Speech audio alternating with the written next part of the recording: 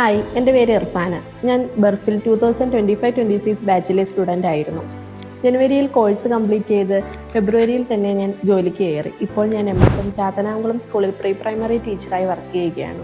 ഞാൻ ഈ കോളേജിൽ ചേരുന്നതിന് മുമ്പ് ടോട്ടലി കൺഫ്യൂസ്ഡ് ആയിരുന്നു.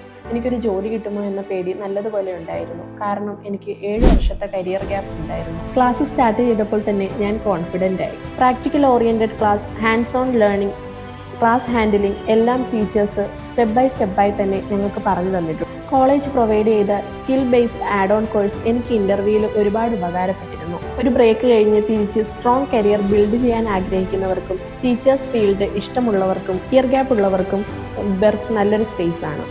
അവിടുത്തെ ടീച്ചേഴ്സ് തരുന്ന സപ്പോർട്ട് പറഞ്ഞറിയിക്കാൻ പറ്റാത്തതാണ്.